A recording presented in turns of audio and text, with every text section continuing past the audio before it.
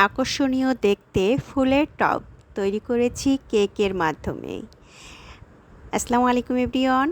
কাছে বা দূরে, দেশে বা দেশের বাইরে যে যেখান থেকে ভিডিওটি দেখছেন, আশা করি সবাই আল্লাহর অশেষ রহমতে অনেক অনেক ভালো আছেন ও সুস্থ আছেন। একটি কেককে আপনি কিভাবে প্রেজেন্ট করতে পারেন সেটা সম্পূর্ণ আপনার ব্যক্তিগত ব্যাপার। তো আমি এখানে আমার এই কেকটিতে সুন্দর একটি ফুলের টব তৈরি করে নিয়েছি। তো সেটি শেয়ার করেছি আপনাদের সাথে, আশা করি সবার ভালো লাগবে।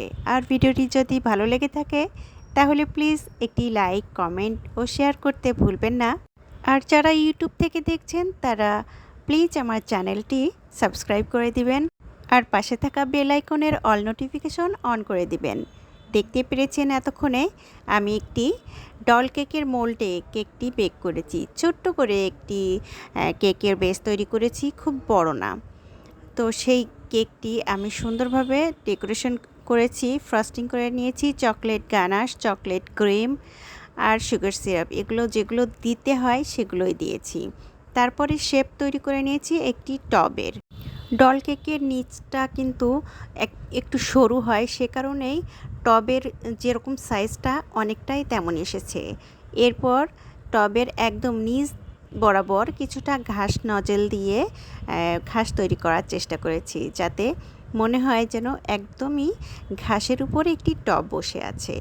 তো সত্যি সত্যি যখন আর কি একদম সম্পূর্ণ কেকটি ডেকোরেশন করা হয়ে যায়, তো একদমই কাটতে ইচ্ছা করছিল না। সত্যি কথা যেটা, আমার ছেলেকে খুশি করার জন্য কেকটি তৈরি করেছিলাম।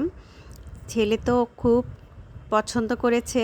এমনকি কিছু কিছু কেক থাকে যেগুলো দেখলে একদম কাটতে ইচ্ছা করে না, এই কেকটা ঠিক তেমন ছিল। এখানে কিন্তু আমি টবের উপরে কিছুটা ডার্ক চকলেট গুঁড়া করে নিয়েছি, এভাবে কুচি করে কেটে ওপর দিয়ে দিয়েছি, যাতে করে ওপরটা মাটির মতো দেখায়, অনেকটা সার মাটি।